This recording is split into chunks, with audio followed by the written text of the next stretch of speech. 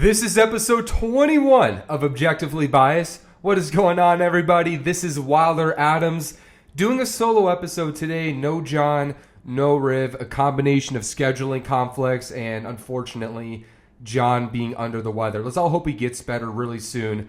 They should be back in future episodes as soon as next week. That's what I would expect going forward. But even without them, we're still going to do a really fun episode today, talking about March Madness, some of the trends that have happened based on which teams are in the Final Four and what that means for the future of college basketball. We'll talk about some NBA draft prospects.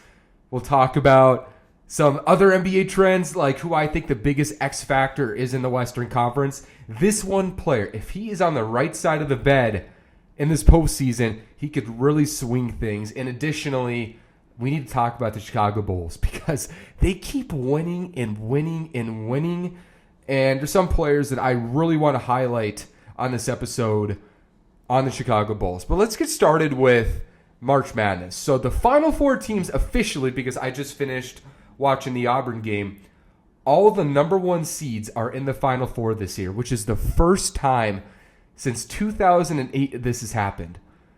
And is it a surprise that great teams are in the Final Four in any sport ever? No, that's not surprising. But we know about the NCAA reputation of being or NCAA basketball being where the surprises happen, the Cinderella runs, right? Where the St. Peter's or the Davidsons, they go and make this big run to, right, the Elite Eight or this major matchup. And we just didn't see that this year. Not only in the Final Four, but generally, we didn't see many teams go further than expected. And is this a good thing or a bad thing for college basketball? I think there's a balance to this conversation. I believe there needs to be enough of Cinderellas maybe every few years for that reputation, for the stories, for the branding to maintain. But I do also believe that it's been overemphasized how important these Cinderella runs have been for the NCAA. Let me give you an example. So we haven't had any major surprises, Cinderella runs this year, but this is just stats from the round of 32 because I didn't update the ratings.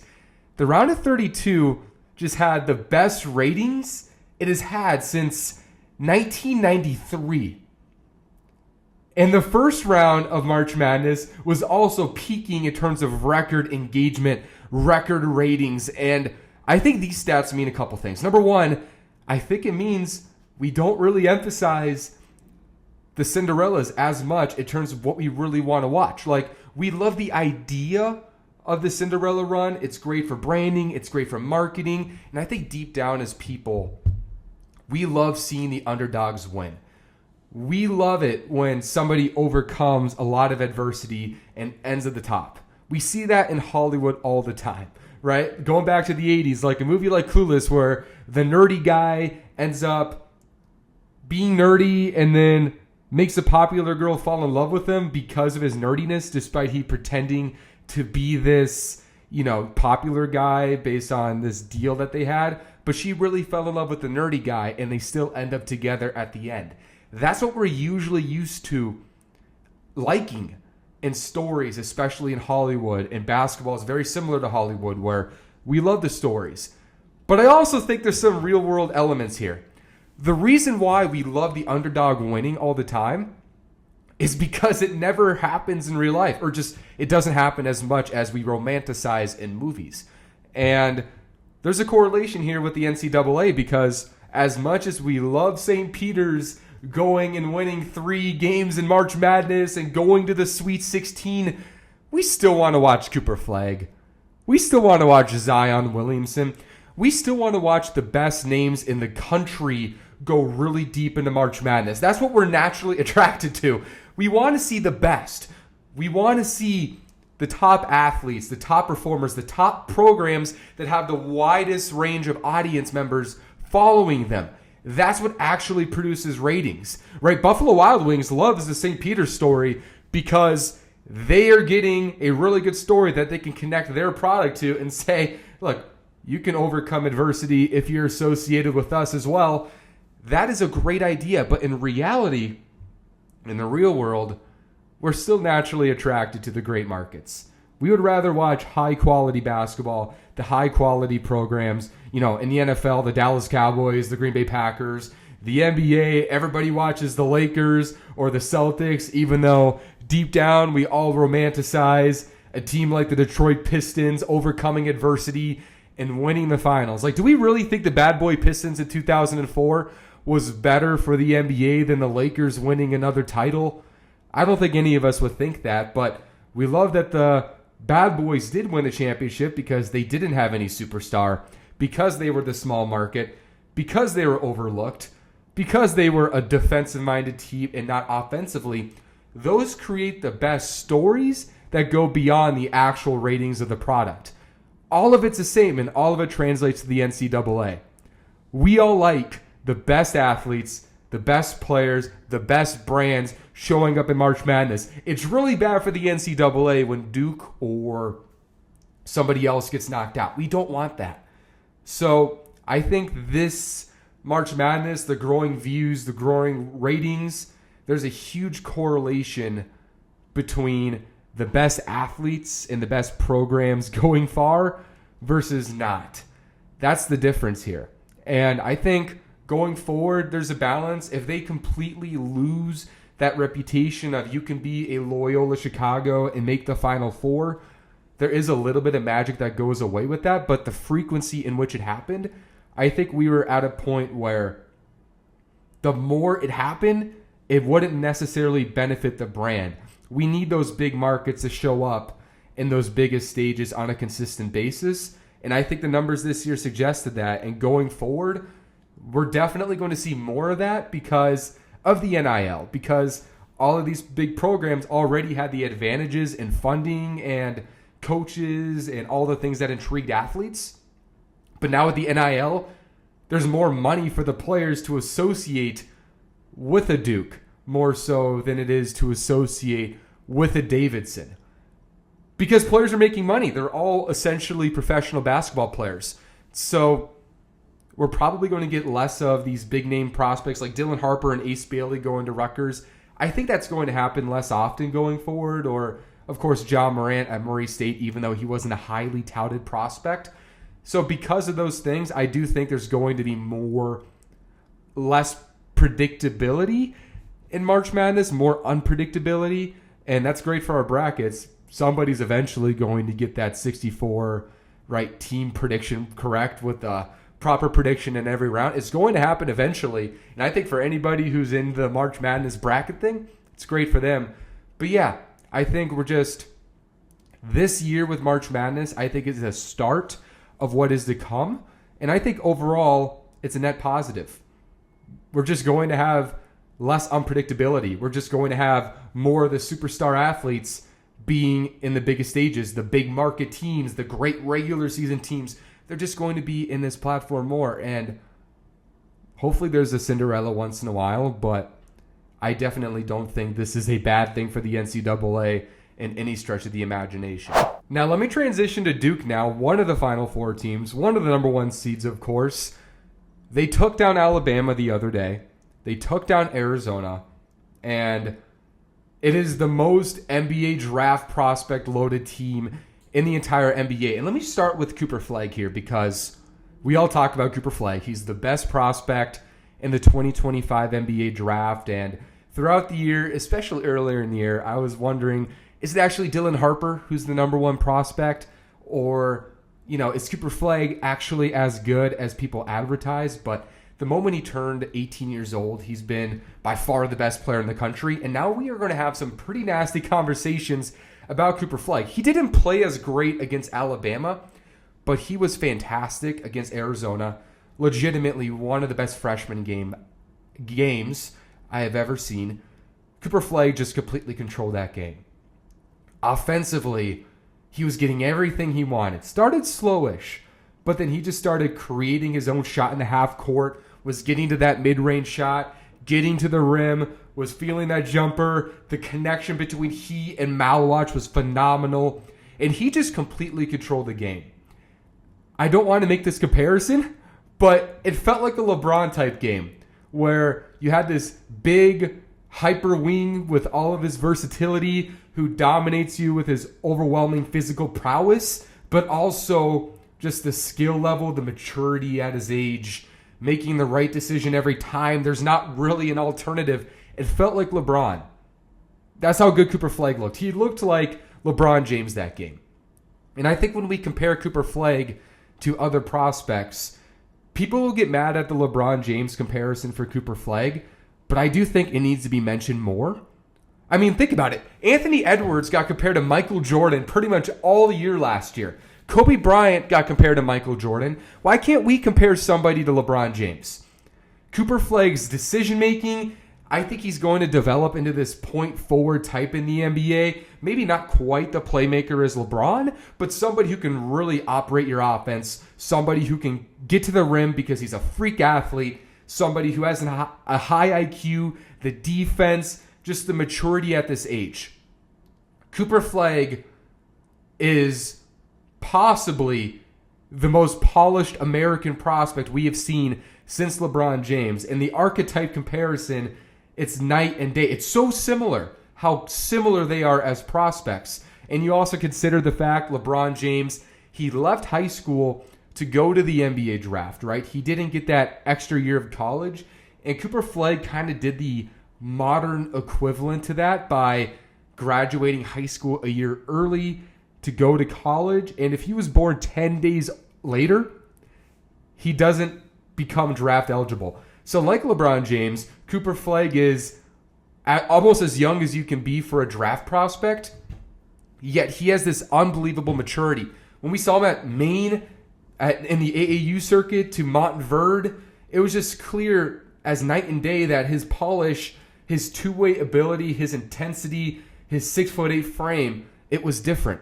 And then he carries it to Duke, and his biggest question was as a scorer. Yet, what is he doing? He's averaging 19 points per game as a freshman. More than Jason Tatum did in college. More than Paolo Banchero did in college. More than Brandon Ingram. More than Jabari Parker. I'm mentioning top 3 picks from Duke. And that is not even his strength. And then he goes into March Madness, drops 30 against Arizona. Pretty good defense. Doesn't play as good against Alabama, but played winning basketball. And that's all he's done all year. He plays winning basketball. He plays influential basketball. And he just reminds me of LeBron James. I'm not saying he's going to be as great as LeBron James. I'm not saying that. Kind of like how people said Anthony Edwards looks like Michael Jordan. That's kind of how I feel about Cooper Flagg and LeBron James. I don't think it's fair to say he's going to make 22 All-Star games and win 4 titles and a handful of MVPs.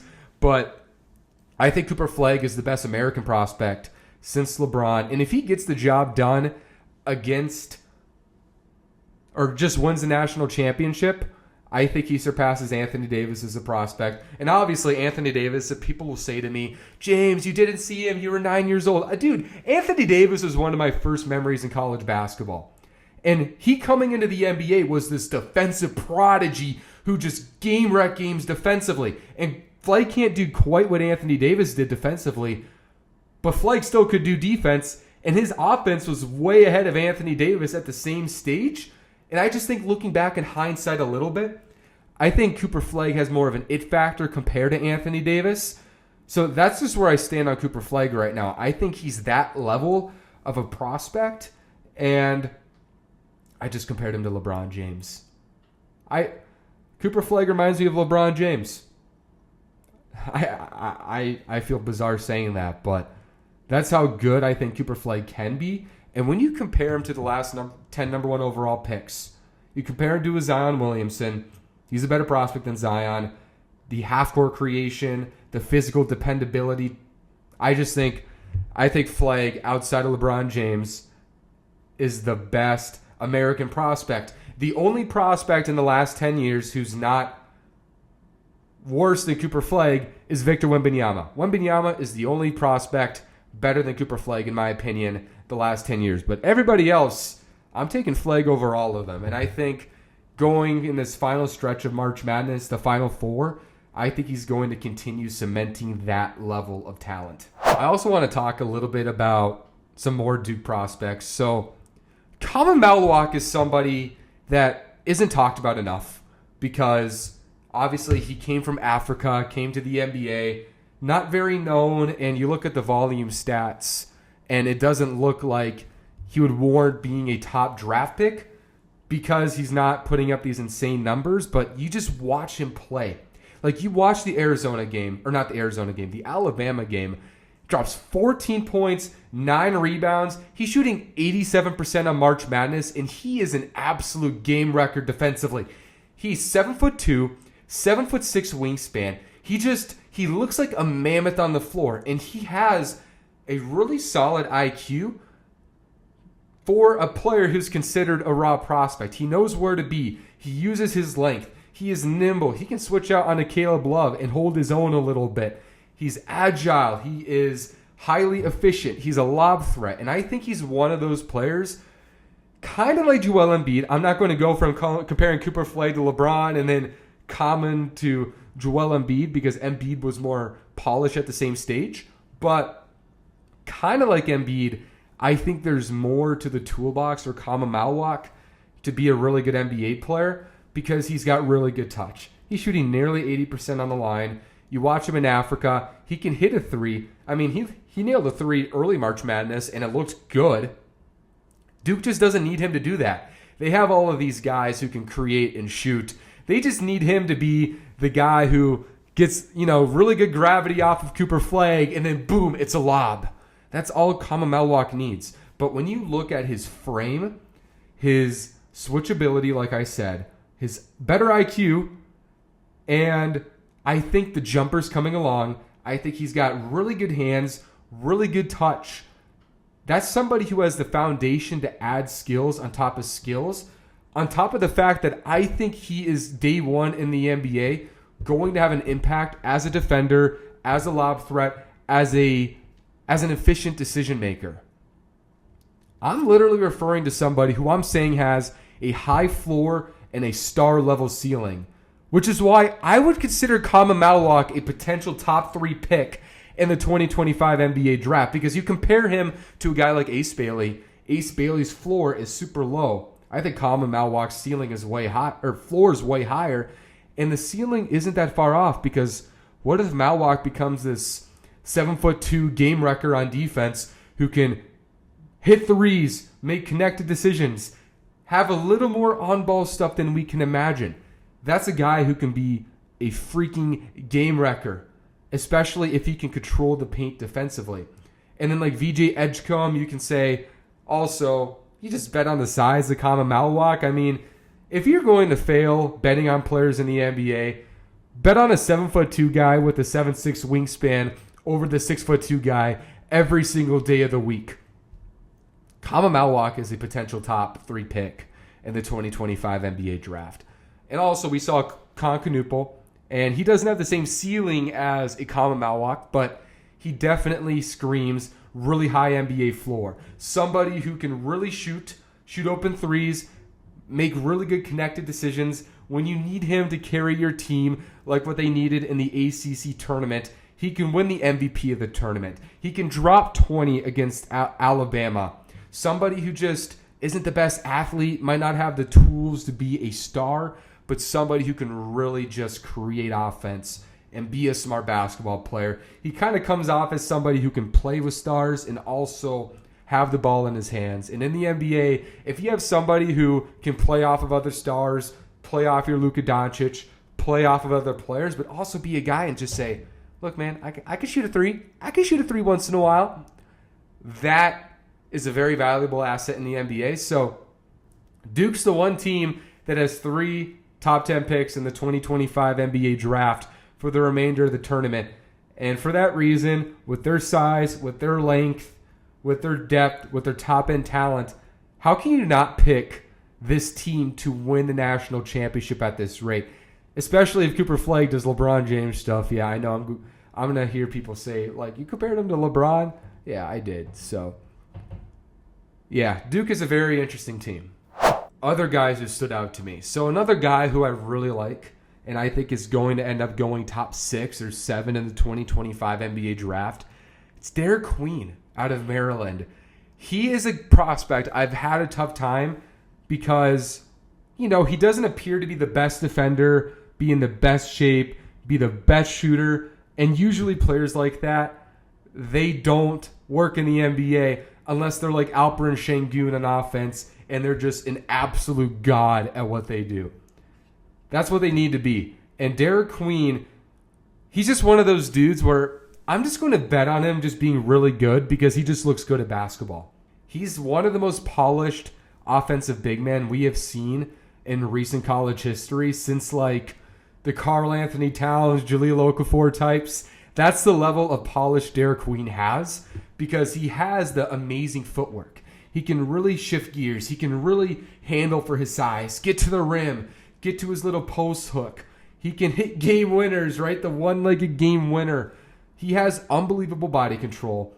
I think the jumper's going to work. We started to see him shoot a little more from three during March Madness. And if that's something he can do at like a 35% clip, it's just going to open everything else offensively because this level of polish, this level of footwork, understanding of angles, of speed, usually we get this with the European bigs, but Derek Queen is definitely a star-level talent.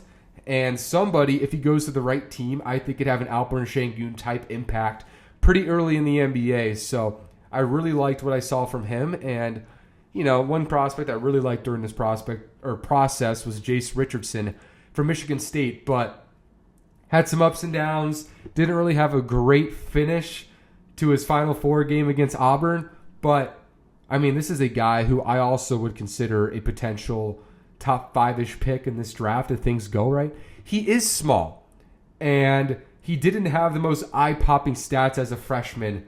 And he should be a point guard because of his physical profile, but he's more of a combo guard. But this guy has a lot of Tyrese Maxey in his game.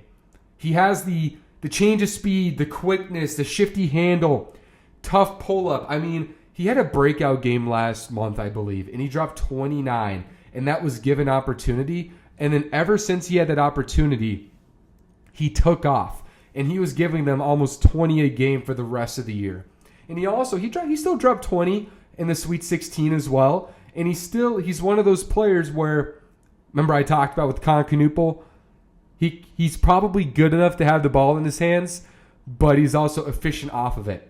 He shot nearly 50% from the field, over 40% from three. He didn't turn the ball over as a freshman. So even though he averaged 13 points per game playing a role for Michigan, he was so incredibly efficient doing it, which makes me comfortable saying he's just going to be an efficient NBA player with the upside to become a star caliber scorer.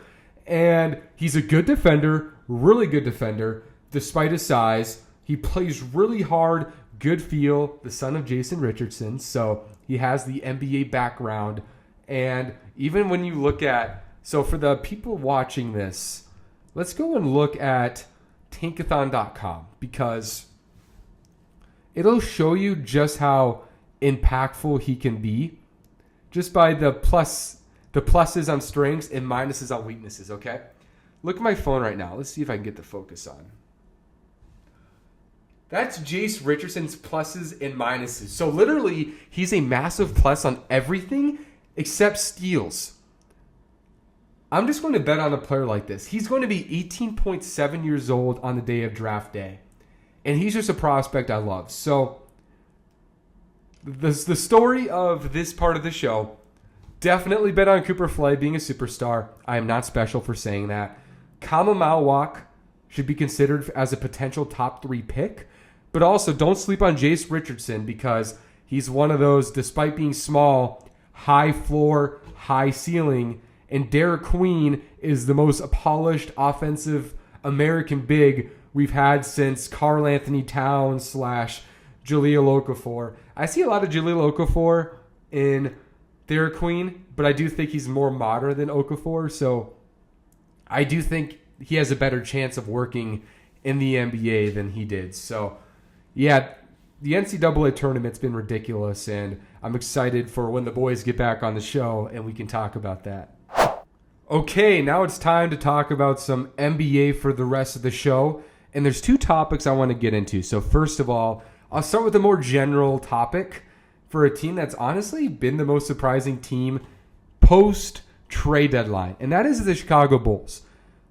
At the trade deadline, when they traded Zach LaVine, I thought they were finally making the right decision and just rebuilding, losing the rest of their games, going after Cooper Flagg, going after Dylan Harper, going after a common Milwaukee Bailey. I thought that's what they were doing.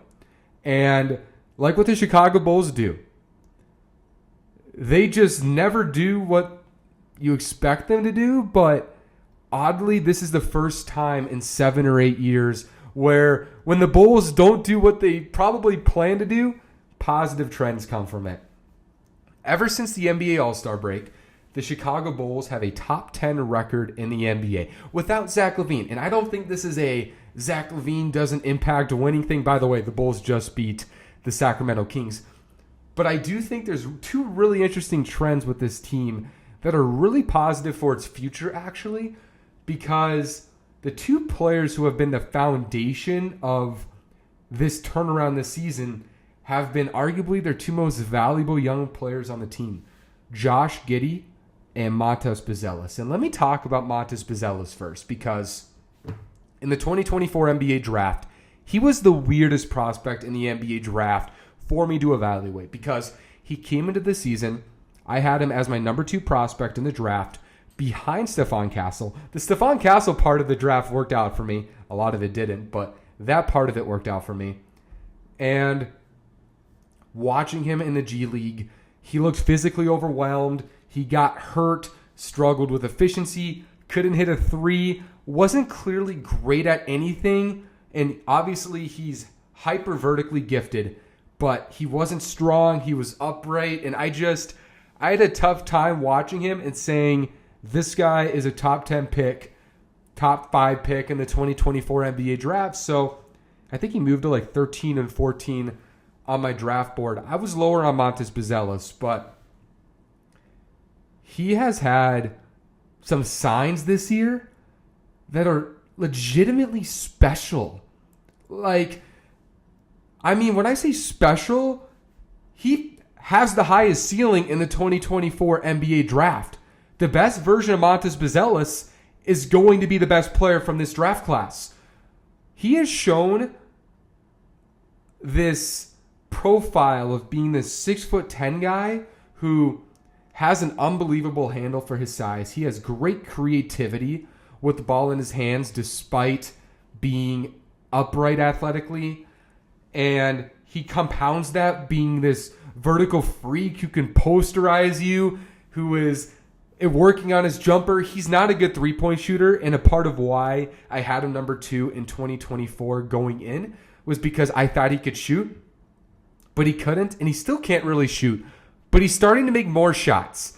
He had a 24-point game, shooting 10 for 10 recently, and then he had a 30-point game, and then he's coming off of a 28, 9, and 6 game, becoming the third player in Chicago's Bulls history to have a 28, 6, and 9 game since Charles Oakley and Michael Jordan. So Montas Buzelis is showing signs of true all-star level play in his future. And what I love about him is that handle, that athleticism.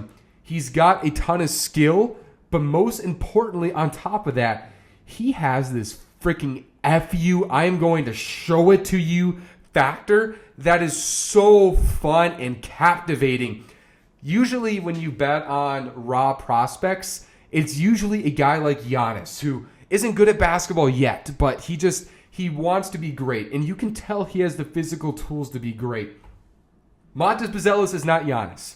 Okay, I'm not going on the show comparing Cooper Flagg to LeBron, Mallock to Embiid, and Montas Buzelis to Giannis Antetokounmpo. But what Montas Buzelis has in common with the Giannis Antetokounmpo is that mindset. He clearly has this, he clearly has that crap to him, the expletive word that starts with an S. He has that to him. He has this desire to defend. He wants to block you. He wants to embarrass you. He has this wiring that simply not a lot of kids have. And even if he's kind of a jack of all trades, master of none right now, he has the physical profile and the intensity for me to believe there's a really strong possibility he's going to put it together because he has the mindset and because he has the skills for it. I can see a Montes Buzelis in 5 years, and he's got the jumper figured out, and he's added a lot of muscle. And his skill level is still very high. Like, he could be this 6'10", like Paul George archetype wing in this NBA at his ceiling, in my opinion. So that is a really big shift for the Chicago Bulls because I don't really think they had any star talent on this roster going forward. And if they didn't tank this year and Montes Buzelis didn't prove to be a star talent, this team would continue looking like one of the worst situations in the NBA. But now they're moving in the right direction. They are trending up, and they look like they might have something in Montes Buzelis. He might be everything that Patrick Williams isn't, because Patrick Williams was supposed to show the signs that Montes Buzelis is now, but now Montes Buzelis is becoming that player. And now when you talk about the NBA draft lottery conversation and just rewarding teams that went through the crap to get there, who cared about winning, cared about competing, you can say the Chicago Bulls are one of those teams that deserve to have the number one pick because they are continuing to develop their young talent. They are trying to win games still. Right now, they're the 9 seed in Eastern Conference. I mean, if there was a team for Cooper Flagg to end up on, I think Chicago would be a super fun spot because you have like Montes Buzelis and Cooper Flagg next to each other. And Cooper Flagg's a better prospect than Montes Buzelis, but it's kind of like the Spider-Man meme where they're both pointing at each other because Montes Buzelis, in a lot of ways, is a Diet Cooper Flagg. And now let's continue shifting this conversation about this Bulls young core and deserving to have the number one pick. And let's talk about Josh Giddey because he is one of the most just weird young players in the league who has such a wide range of opinions. Either Thunder fans think he is the worst thing that you can ever have, right? Like Chicago Bulls fan or Oklahoma City Thunder fans just think he's scum of the earth, or that's how they felt when he left. And everybody else felt like he stunk too because he was a disaster in the playoffs. But now we're seeing him on the Chicago Bulls, slow start to the year, not really proving anybody right. But since he's gotten the keys to the team, he's giving the Bulls nearly a 22-point triple-double post-All-Star break. He's been the best player on the Chicago Bulls team as they've turned their season around. And a lot of his traits that make him special are really highlighted. The playmaking, the pace, the size, the ability to get to the rim despite, kind of not the sexiest handle. And he's making threes. Making well over 40% of his threes. And when Josh Giddey is able to make 40% of his threes, he's going to look like a freaking star in the NBA. And that's what he is. So now I think the big question for all of us is, what is Josh Giddey? Is Josh Giddey a franchise player? And my answer is, my opinion on Josh Giddey hasn't changed really at all because I've never really questioned whether Josh Giddey is capable of putting up big numbers. I know Josh Giddey could put up big numbers. Josh Giddey, as a 20-year-old, averaged 16, 8, and 6 playing next to Shea on the Thunder team that made the play-in. That was a very impressive age 20 season for Josh Giddey. And players who play like that tend to be capable of putting up pretty massive numbers eventually. This was always in Josh Giddey. Josh Giddey has star caliber talent, and he is capable of putting up all-star caliber numbers. Now the question is, can Josh Giddey be a player you can legitimately build around? And I think that's where it gets more complicated because Josh Giddey has imperfections. He's not ever going to be the best space creator. He's never going to have the best handle. He's never going to be a good defender or somebody who I think is going to be this overwhelmingly efficient scorer. He's going to be able to score. he's going to be able to set up others. I think he's a big part of Montes Buzelis' ascension. But is Josh Giddey special enough to have the ball in his hands as much as he does right now and build around him with the hopes of winning a title?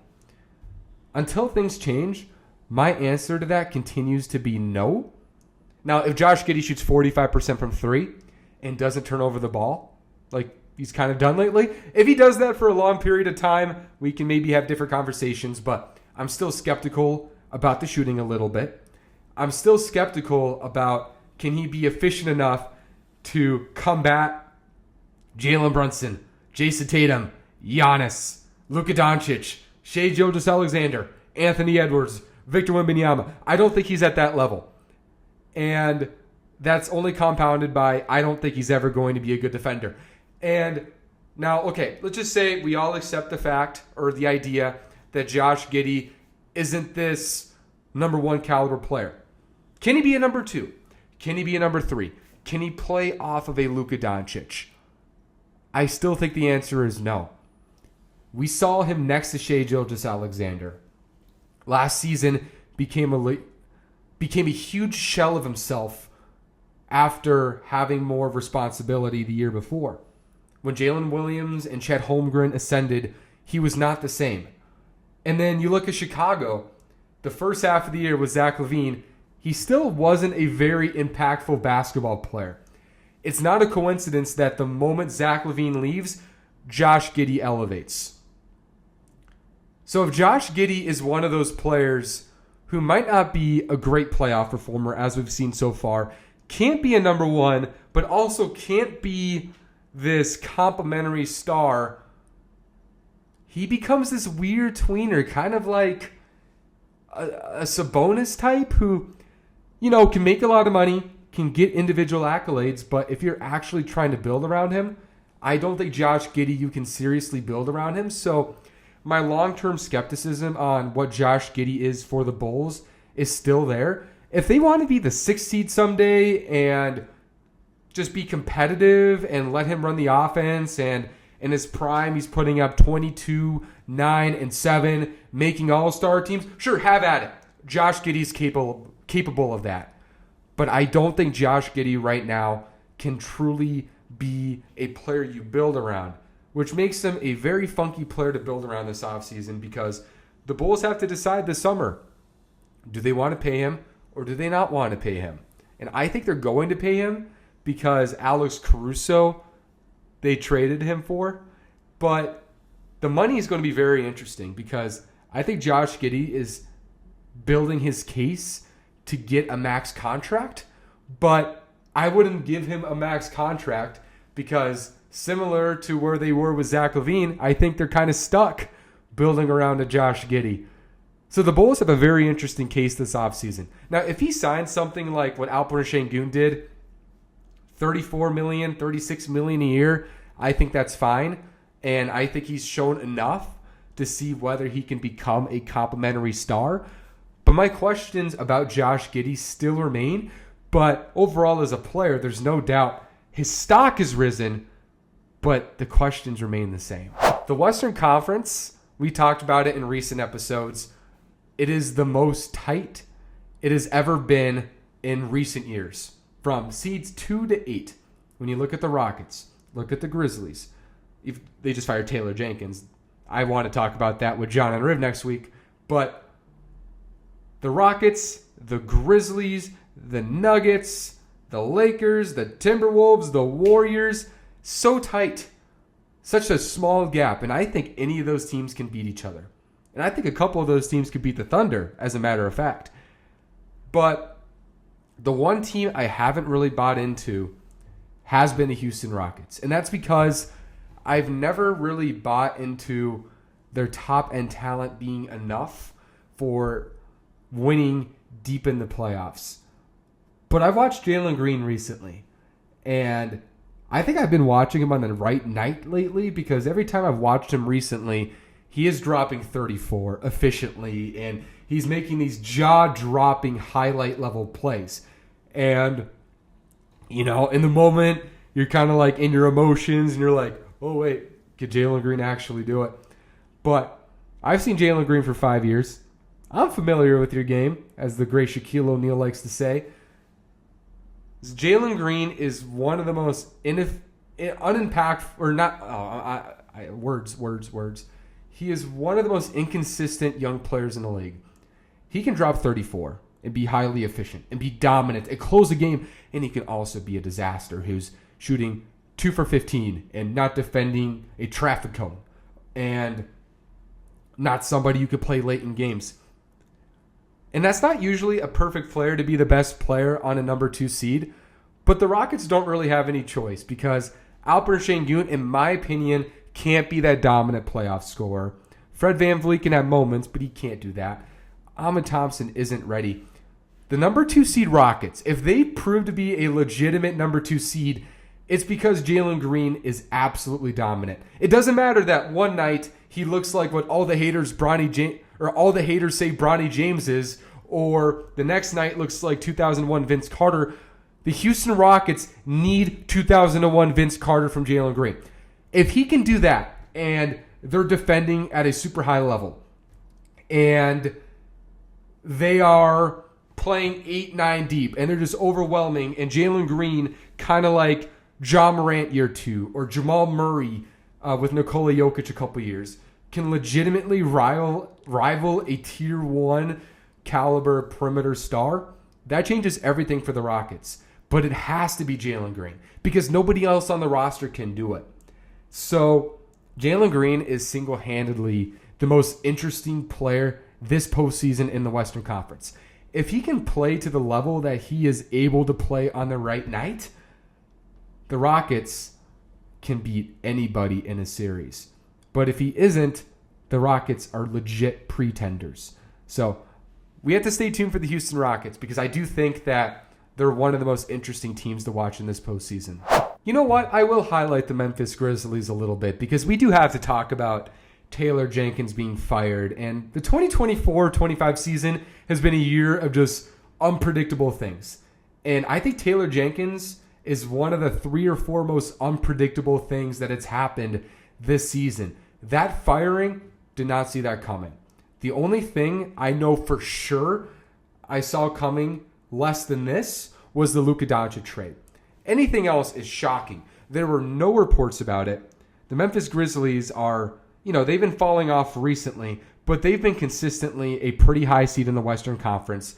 He has won a lot. He's been a stable presence. Taylor Jenkins has been all over the place, and I think that this firing is either going to make or break the Memphis Grizzlies season. More often than not, if you're making a coaching change this point of the season, the changes have to be drastic enough where the team can't recover because it's just a whole philosophical change. But the fortunate thing is the Memphis Grizzlies, they have a coach on the roster who is replacing him. So the philosophies should remain pretty similar. And clearly, Memphis trusts this coach more than they trusted Taylor Jenkins. But even so, I still find this firing super weird because why now? Why not fire Taylor Jenkins 3 months ago, 2 months ago, at a point of the season where you still have more time to adjust and just integrate yourself in the playoffs? That's a question I don't think we're ever going to know. Was there an Ime Udoka situation here and some very personal stuff beyond his coaching ability happened? I don't know. I guess you can't rule it out with modern landscapes. But also I see Memphis Grizzlies fans on Twitter just being really happy about the firing. They haven't been happy about his coaching performance this year. His playoff resume, despite being a consistent number 2 seed, not going to the conference finals, that resume continues to speak itself from that fan base. So clearly he's not been doing this coaching thing at an all-time level this year. But I still find the timing of it very, very interesting. And it's going to make or break the season. And the make or break, I think, is going to really come down to what is behind the firing. If they just like this new coach more, and that's why they fired Taylor Jenkins, and the players are fed up with him, and they just wanted to move forward, it might help them a lot. It might help the team morale. But if he got fired for something beyond that, which is possible, maybe, depending on the time of the year that he got fired, then there might be chaos in the Memphis Grizzlies organization that can be a distraction. And Memphis, it's a team that's so young, that's been trending down lately, that's had a down season from Ja Morant. Now he's playing better lately, but Jaren Jackson's been going down lately. It's a team I still struggle to trust offensively deep in the playoffs, despite being pretty good on both sides of the floor. But I do think for when there's a DVD for the Memphis Grizzlies season and we look back, whatever it's going to be, this coaching change is going to be a major turning point and can be something we point out to as that's what put Memphis together.